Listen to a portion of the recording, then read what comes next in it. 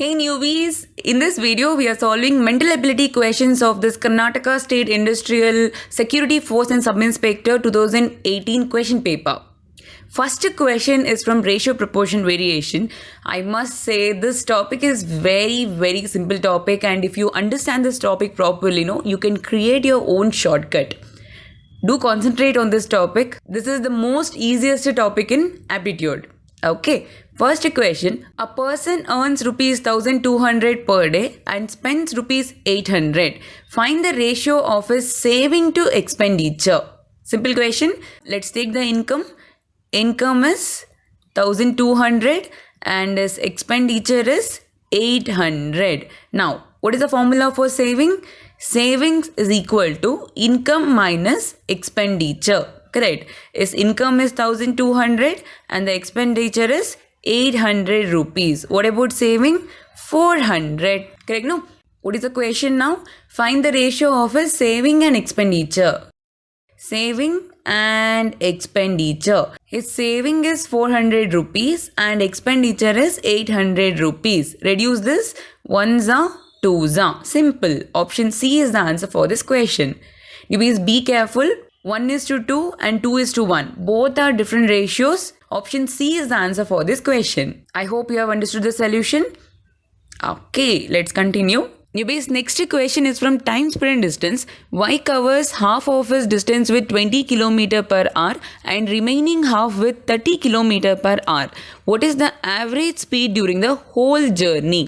See, in this average speed subtopic, we have a wonderful formula for this concept. That is, average speed is equal to 2s1 s2 divided by s1 plus s2. We can use this formula when the distances are same for two distances. Or we can rewrite this formula as 2 by average speed is equal to 1 by s1 plus 1 by s2.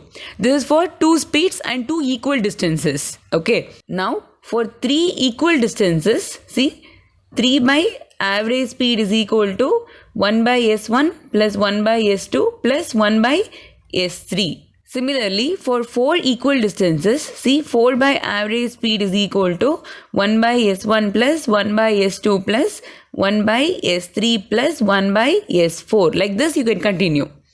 Am I clear? Now, let's take like this. This entire journey is 6 kilometers. Okay. First half in the sense 3 kilometers. Then last half 3 kilometers. Okay. First 3 kilometers he travels with the speed of 20 kilometer per hour. Next 3 kilometers he travels with the speed of 30 kilometer per hour. What is the average speed? Very simple. Average speed is equal to 2 into 20 into 30 divided by 20 plus 30, 50. Let's cancel the common zeros. 5 1s are 5, 4s are. 4 2s are 8, 8 3s are 24. This is the answer for this question. Option B is the answer for this question. I hope this is clear. Next question is from time and work. If A completes a certain piece of work in 1 day, the same work to complete B takes 3 days. Okay, for a project to complete, if A takes 5 days, then find the number of days taken by B to finish the same project. Very simple question. Just take the ratio of timing. Okay, ratio of time taken by A is to time taken by B. To complete a work, A takes 1 day. Okay, to complete the same work, B takes 3 days. This is the ratio of total time taken by A and total time taken by B to complete a same work. Okay, next, see here, if A takes 5 days to complete a certain work, if A takes 5 days to complete a certain work, how much time B will take to do the same work? Simple. What number I should multiply to this to get this number? Into 5, right? Same number multiply here. What's the answer? 15 days. That's it. Or else you can use your favorite method, cross multiplication. Okay. 1 into x is equal to 3 into 5. Cross multiplication. What is x value? 15. 15 days is the answer for this question. Option D is the answer. I hope this is clear. Okay, super. We'll continue. Next question is from profit and loss. If a shopkeeper sold a certain article at rupees 220 and incurs a loss of 12%, Find the cost price of an article. See, the given value is selling price. Okay. Selling price is 220 rupees. Loss percentage is given as 12%. If loss percentage is given, we have to take like this. 100 minus 12%. For the profit, 100 plus 12. Am I clear? What is this 100 minus 12? 100 minus 12 is 88%. To remove this percentage symbol, just divide the value by 100. Simple. Most of you, what you do is, you deal with this number directly. You take out 12% of that value, and since it is a loss, you subtract that value from this 220 and take that as a cost price. It's wrong. Don't do that mistake. Okay. You can do that only on the cost price, not on the selling price. Dealing with that given number directly without any formula should be on the cost price, not on the selling price. Okay. For this, use this formula. Loss percent of CP is equal to SP. Okay. Loss percent we know that is 88%. Instead of let's use into cost price, and we know the selling price 220. Okay. What is 88%? 88 divided by 100 into CP is equal to 220. See, to send this fraction to RHS, we have to reverse it. 220 into 100 divided by 88. After this, simplify this and get the answer. Simple. Okay. 11 8s are 11 20s are 4 2s are 4 5s are. Simple. 500 divided by 2. So cost price is 250 rupees. That's it. Option B is the answer for this question. I hope the technique is clear. Anyways, next question is from percentage topic. The population of a town in the first year increases by 10% and in the next year it decreases by 10%. If the present population be 20,000, then the population after 2 years will be. I know what you people are thinking. See, first the population increased by 10% and then it decreased by 10%. Then there should be no changes. Correct? No? The population should be 20,000 because first 10% increase and again 10% decrease. Yeah, 20,000. No, it's a wrong concept. Okay, same percentage increase, same percentage decrease always results in loss or decrease. Am I clear? See, let's take the value 20,000. What happened in the first year? It got increased by 10%. What is 10% of 20,000? To find 10% of any value, just take the value, divide the value by 10. Okay, 20,000 divided by 10, 2,000. Population increased by 2,000. So 22,000 is the total population after first year. Okay, then second year what happened? This got decreased by 10%. See, 10% decrease of 22,000, not of 20,000. Now we have to find 10% of 22,000. What is 10% of 22,000? 2,200. I hope you are understanding now. So you have to remove 2,200 people from 22,000. So 22,000 minus 2,200. Remove 2,000 first. We get 20,000 and again 200 more. So 19,800. This is the population after 2 years. It's not 20,000. It is 19,800. We always end with loss or the value will get decrease. Okay. Option D is the answer for this question. One more technique is that we can find this loss percentage directly. See, x square divided by 100% loss or decrease. Okay. This x value is given percentage value. 10 square divided by 100. What is 100 divided by 100? 1% loss or decrease. Okay. Meaning of this is after 2 years, there will be 1% decrease in the count. Okay. To find 10%, you have to divide the value by 10. To find 1%, divide the value by 100. Remember this. Okay. What is 20,000 divided by 100? 20,000 divided by 100. Cancel the common zeros. 200. The count will get decreased by 200. Simple. 20,000 minus 200. We get 19,800. See, this way also you can find the answer. Always remember, same percentage increase, same percentage decrease always ends in loss or decrease. Next question is, in a garden, 16 2/3% of trees are mango trees. If the total number of trees in the garden is 360, find the number of other types of trees in the garden. Again, a very simple question. If you know the fraction value of this one, okay, 16 2/3% fraction value. 10%. Let's find the fraction value of 10%. Very simple. Just divide the value by 100. Cancel the common zeros. Okay. 1/10 is the fraction value of 10%. What about 20%? 20 divided by 100. 1/5. Similarly, 16 2/3% fraction value is 1/6. Clear? Meaning of this is, if total number of trees are 6, out of the 6 trees, 1 should be mango tree and remaining 5 trees are other trees. See, we can take the ratio like this. For 1 mango tree, we have 5 other trees.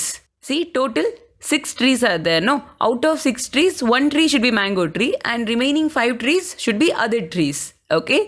After this, see, they are telling total 360 trees are there. Find number of other types of trees in the garden. Very simple. For 6 trees, 5 trees are other trees. What about for 360 trees? 1s are, 60s are, 300 is the answer for this question. If they ask for mango tree, you have to take like this. For 6 trees, 1 tree is mango tree. What about for 360 trees? That is 60. Now the question is for other trees. So option B is the answer for this question. Anyways, next question is from average topic. 16 liters of kerosene is mixed with 5 liters of petrol. The price of the kerosene is 12 per liter and the price of the petrol is 33 per liter. The average price of the mixture per liter is, see, average price is equal to, what's the quantity of kerosene? 16 liters into price of per liter, 12 rupees.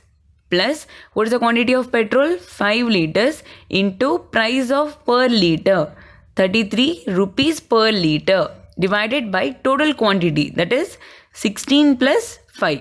This is what weighted average formula. Okay, simplify this and get the answer. That's it. 16 12s are, see, 16 12s are 12, 1 carry over, 9, 9 and this one, 192 plus 5 into 33, 165 divided by 21. Add the numerator, 357 divided by 21. That's it. See, you have to check what ZA of 21 gives you this 357. 21 into what ZA gives you 357. See, 1 is the unit digit here and here we have 7. What ZA will give you 7 as a unit digit? Obviously, 7 ZA, 17 ZA, 27 ZA, 37 ZA. Correct? No? Then we can remove option A and option C. Okay, now see, 21 1 ZA, this one, what ZA? Can we take 2 ZA? No, right? It should be 1 ZA because 2 ZA is 42. It is more than 35. So we have to take 1 ZA. Then obviously option B is the answer for this question. Average price is 17 rupees. That's it. Hope the solution is clear. Maybe second average question is, the average salary of all the 60 employees in the office is 12,000 per month. If the number of executives are double the number of non-executives, then total number of non-executive employees are. In the previous question, we have used weighted average formula and we have found average price of that mixture. Correct? No? Similarly, in this question also, we have to use that weighted average formula. But the difference is average salary is already given. Okay? See, 12,000 is equal to, after this you have to find number of executives and number of non-executives. Very simple. I'll take number of executives are X. Okay.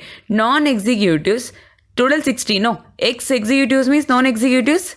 60 minus X. That's it. Okay. Now, total number of executives are X. What about the salary of each executive? We don't know. Let's take it as I1 plus non-executives are 60 minus X. What about their salary? We don't know. Let's use the variable I2. Divided by how many people are there? 60 people are there. Okay. Now, if the number of executives are double the number of non-executives, they have given the information for this. Meaning is, see, 20, 40, 30, 60 like this. Okay. Then, what about I1 and I2? Do we have any information regarding the salary of each executive and non-executive? No, right? We can't find the answer. See here, we have many variables, right? So it is cannot be determined. This is also one of the valid options. Okay, cannot be determined is the answer for this question. Reason is we have many variables and we don't have proper information here to answer this question. Let's continue now. Anyways, next question is from mixtures and allegation. A milkman mixes 20 liters of water with 80 liters of milk. After selling 1/4 of this quantity, he adds water to reach the same quantity that he has sold. What is the current proportion of water to milk? Very simple. See, initially, what is the proportion of milk and water? See, water is to milk. Water 20 liters, milk 80. Correct? No. Total how many liters? 100 liters. Okay. What is the initial ratio? 1:4. What is happening? After selling 1/4 of this quantity, see, 1/4 of 100. See, what is 1/4 of 100? 25 liter. See, after selling 25 liters, the ratio of milk and water in the left out quantity is, think. See, that won't change. The ratio is 1:4. Previously it was 1:4. After selling 25 liter, again it is 1:4. Okay. If you add anything, then only the ratio will change. If you are removing, no ratio will change. Clear? Now let's find total water and total milk in the mixture. See, left out is 100 minus 25, 75 liters. Out of 75 liters, this is the ratio of milk and water. Okay. Let's check total water. Water is equal to 1/5 into 75 and total milk is equal to 4/5 into 75. I hope you know this concept. Okay, just add these two numbers and bring it to the denominator. If they ask for water, this value, and for the milk, this value. Okay, into 75. What is this value? 15, and this value is 60. Out of 75 liters, 15 liters water is there and 60 liters milk. Okay, now let's take the ratio. Water 15 liters, milk 60 liters. Okay, before taking the final ratio, see the question. He adds water to reach the same quantity that he has sold. How much he has sold? 25 liters. No, same 25 liters he had water. That's it. Okay, now take out the ratio. 40:60. What is this value? 2:3. This is the final ratio. See, the current proportion of water to milk is 2:3. I hope this is clear. Option A is the answer for this question. Anyways, next question is from progression topic. In an arithmetic progression series, find the seventh term of -7, -2, 3, 8. Arithmetic progression in the sense difference should be same. What's the way to take the difference? Very simple. T2 minus T1 or T3 minus T2 or T4 minus T3. Like this you can continue. Correct? No. Now here T2 is -2 and T1 is -7. Let's take the difference. -2 minus of -7. Correct? Now, what is this value? -2 plus 7. What do we get? Plus 5. This is the difference. Am I clear? See, after this, since it is a seventh term, no need of any formula. Just add 5 to this and get the answer. See, -7, -2, 3, 8. Add 5 to this, we get 13. Add 5, 18. Add 5, 23. Add 5, 28. Like this, you can continue. Okay. Now, the question is for seventh term. This is first term, second, third, fourth, fifth, sixth, seventh. Answer is 23. Simple. Option B is the answer for this question. Okay, let's solve this by using the formula Tn is equal to A plus n minus 1 into D. Okay, we need to find seventh term, so it is T7. A value is the first term of the series, that is minus 7 plus n value is this value. Okay, seventh term minus 1, D value, see here, this one 5. Simplify this and get the answer. Simple. What is this value? Minus 7 plus 6 5s are 30. What is 30 minus 7? 23. This is our seventh term. That's it. I hope this is clear. Easy question. Yes, let's continue. This question is from simplification topic. See, consider z is equal to a cube plus b square plus 1. Find the value of z if a is equal to 5 and b is equal to 3. Very simple question. Correct. Just school level knowledge is more than enough to answer this question. See, just replace this given a and b values to this equation and answer it. Simple. A cube in the sense 5 cube, b square 3 square plus 1. What is 5 cube? 125. 3 square is 9 plus 1. 125 plus 10. What is z value? Z value is equal to 135. That's it. Hope this is clear. Option B is the answer for this question. Next simplification question is, which one of the following is greatest? They have given 3 fraction values. Out of these 3, we need to find which one is greatest. Okay, many methods are there. Let me introduce a few methods here. First is LCM method. 3 by 4, 7 by 8. We can reduce this as 2 by 3. 3 2s are 3 3s are. I'll take that value as 2 by 3. Okay. Find the LCM of this denominators. 4, 8, 3. What is the LCM? 24 is the LCM. Just multiply this LCM with each fraction value to convert that to integer value. Okay. See.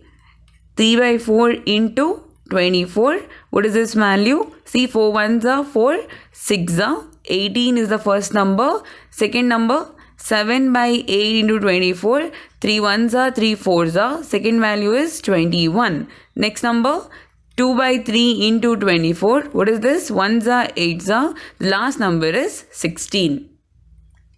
Am I clear? Out of these 3 numbers, which one is greatest?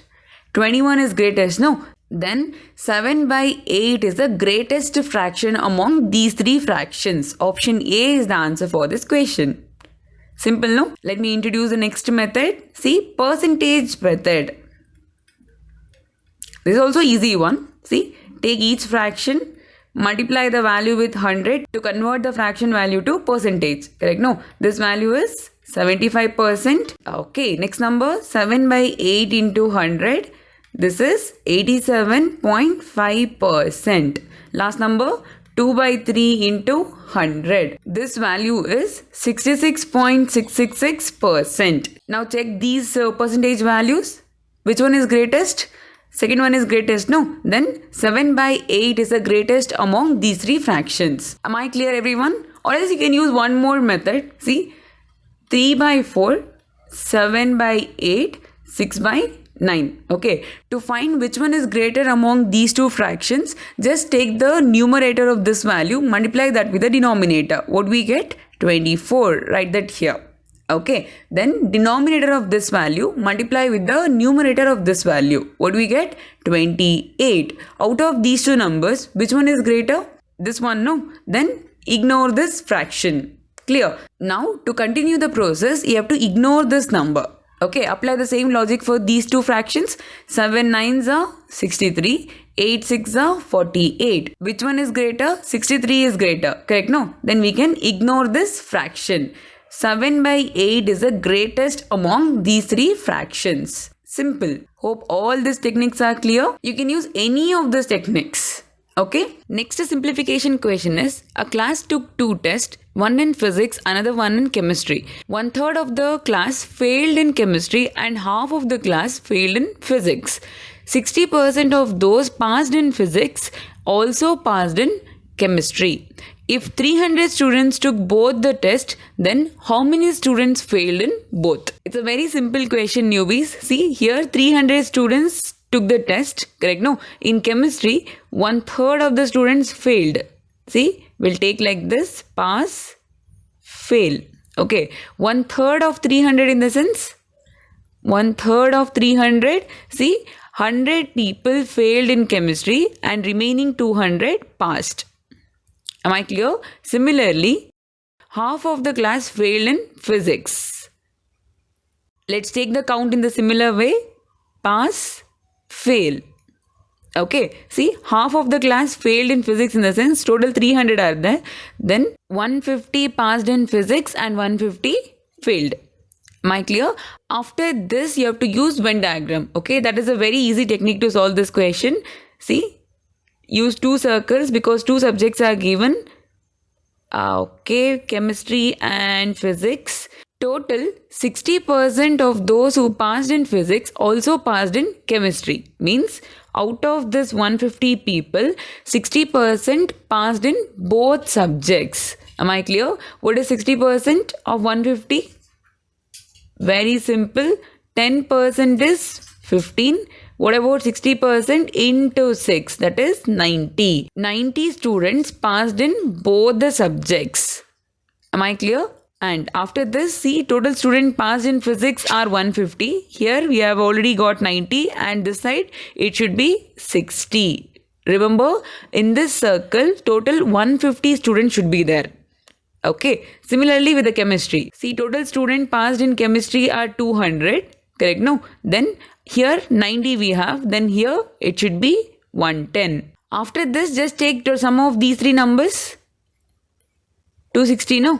260 students passed in exam. Okay, 90 have passed in both the exams and 60 only in physics and 110 only in chemistry. Total 260 students. Out of 300, 260 students passed. That means remaining 40 failed in the exam. See, how many students failed in both? 40 people failed in both exams. Option C is the answer for this question. Easy, no?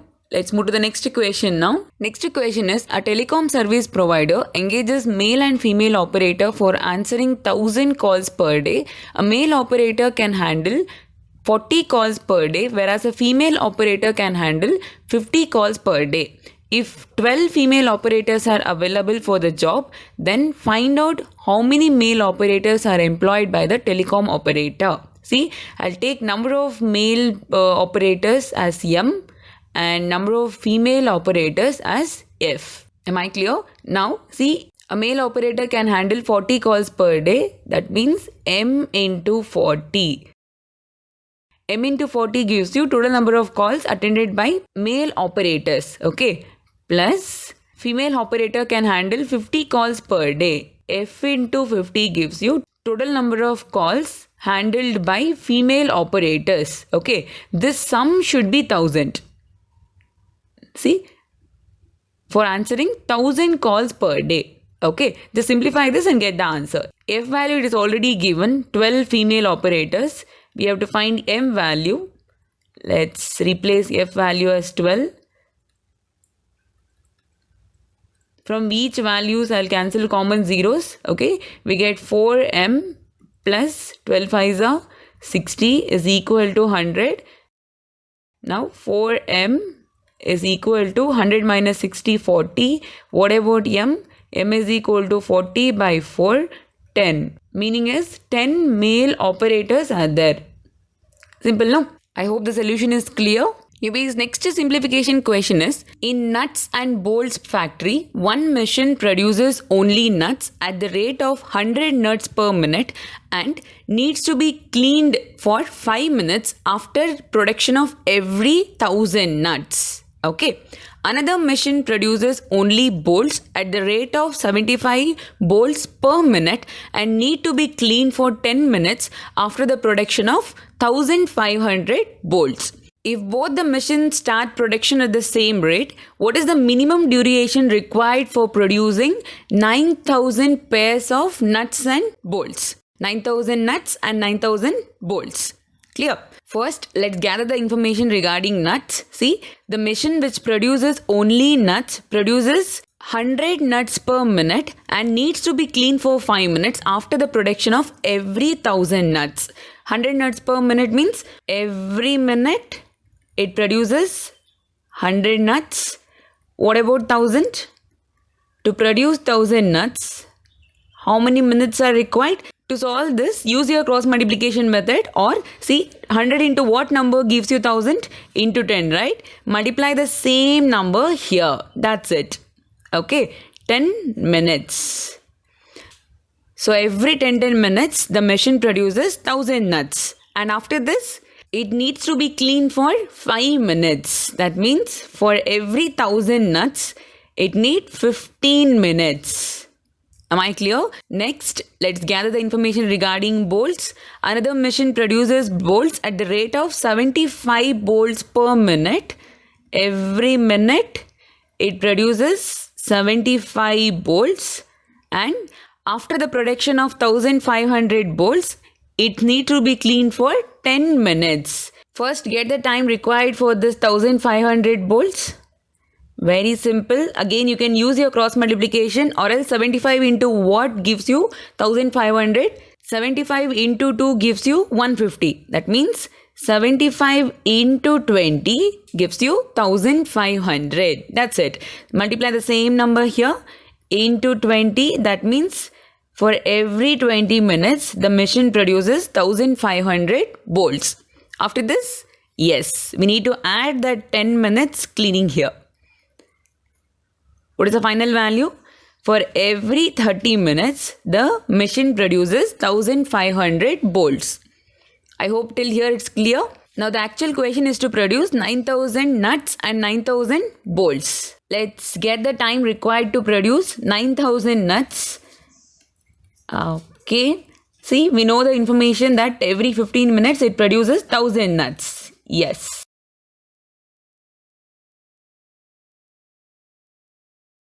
Always remember, whenever you're solving these type of questions, do think before taking the final value. Okay. Instead of taking for 9000 nuts, I'll take for 8000 nuts. Okay. Into what? Into 8. I'll multiply the same number here into 8. That means 120 minutes are done. How many nuts are left out? 1000 nuts. Correct? No. Because out of 9000 nuts, 8000 nuts are done. Okay.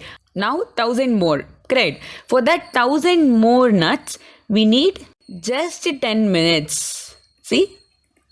No need to include that cleaning timing for this last 1000 nuts. Am I clear? After this, the work will get complete. No. Why we need to include that last cleaning process? Am I clear? So for this last 1000 nuts, just 10 minutes are required. So total 120 plus 10, 130 minutes are required to produce 9000 nuts. Easy, no? Similarly, let's solve for the bolts. See, for every 30 minutes, the machine produces 1500 bolts, including this cleaning time. Okay, so every 30 minutes, the machine produces 1500 bolts. Again, newbies, don't take 9000 directly here. Let's stop at 7500 bolts.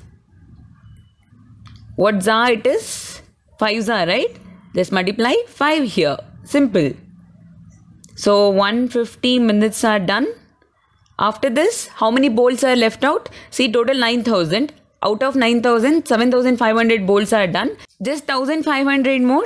Correct? No. Again here, remember, for this last 1500 bolts, no need to include this cleaning time. Okay. It needs just 20 minutes more. That's it. Total 150 plus 20, 170 minutes. Am I clear?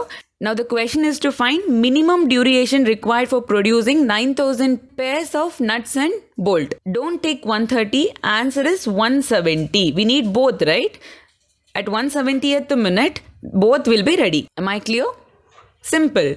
Next simplification question is, there are 3 boxes numbered 1, 2 and 3. Each box is to be filled up either with a red or a green ball in such a way that at least one box contain a green ball and the boxes contain the green balls are consecutively numbered.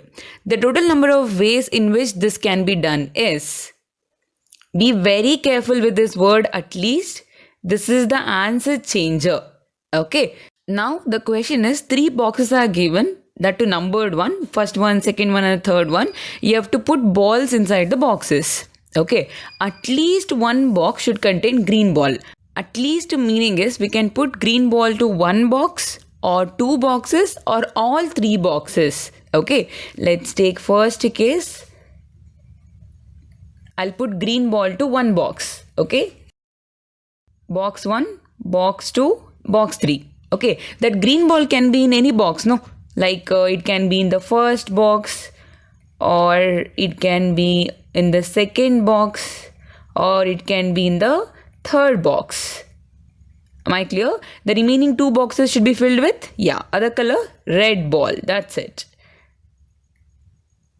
These are the 3 ways we can put that green ball to one box. Okay, then second case is to put green balls to 2 boxes. First, second, and third. I'll put green ball in the first and second boxes, and then third box, red ball. Okay, then green balls in the second and the third, and the first box, red ball. After this, see here, putting green ball here, I mean first and the third one, this is invalid case because the numbers are not in the consecutive order. Correct? No? See, like this 1 and 2, 2 and 3, these 2 are consecutive orders, but here 1 and 3 is not consecutive order, so this case is invalid. Am I clear? Then case number 3. I'll put green ball to all 3 boxes. Okay, this is the meaning of at least. See, green ball can be in one box or 2 boxes or in all 3 boxes. Now count how many possible answers. 1, 2, 3, 4, 5, 6. That's it. Option B is the answer for this question. Newbies, next question is from data arrangements. See, Mahesh always beats Rohan in tennis but loses to Leander. Somdev usually beats Rohan and sometimes Mahesh, but cannot win against Leander. The worst player can be. To solve this question easily, go with the elimination process. Who is not worst player?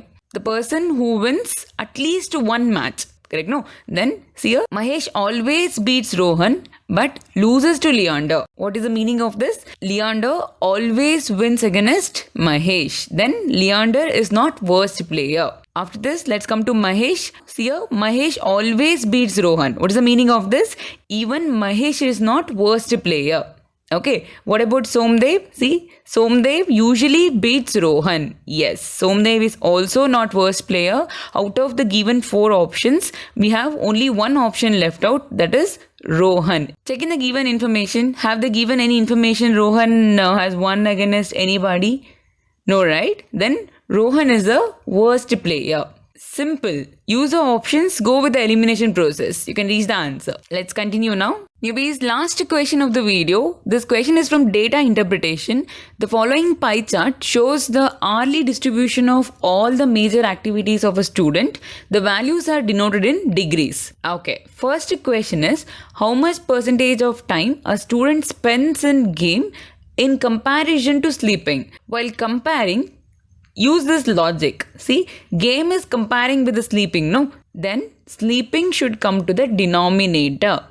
Okay, and game should come to the numerator. Clear? Now, check the game's degree, 30 degree. What about sleeping? 120. Both values are in degree, so we can cancel the degrees. Okay, what is left out? 30 divided by 120, which is 1 by 4. Clear? After this, we want this value in percentage because options are in percentage. How do we convert fraction to percentage? Very simple. Multiply the fraction value with 100. That's it. 25% is the answer for the first question. Okay. The second question is, what is the difference in time a student spends in school and in homework? Newbies, instead of converting each degree to hour, then taking the difference, what you can do is first take the difference in degree itself. Okay. School value is 105 degree and homework value is 45 degree. What about the difference? 60 degree. Correct, no? To remove this degree, what do you have to do, no? Just divide this value by 360. What do we get? 1 by 6. Clear?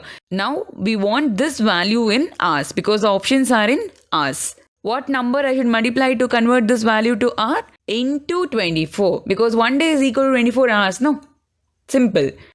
4 hours is the answer for this second question. Now, last equation, if a student spends 1/3 time of homework in mathematics, then the number of hours spent in rest of the subjects for his homework. Take the homework degree value. Homework degree value is 45 degree. How to remove this degree? Just divide this value by 360. Clear? What is this value? 1s are 8s are. 1 by 8. Okay, again, we need this value in hours. So, into 24. That is 3 hours. Am I clear? After this, they are telling 1/3 of this total hours student spends in maths. That means students spend 1 hour in math subjects. Okay, what about the remaining 2 hours? Definitely for the other subjects. Option B is the answer for this question because they are asking for that only, no? Number of hours spent in rest of the subjects for his homework. Total 3 hours for homework, 1 hour is for maths, remaining 2 hours should be for the other subjects. I hope you have understood all the questions solved in this video. If you have any doubt, please do comment it. Thank you.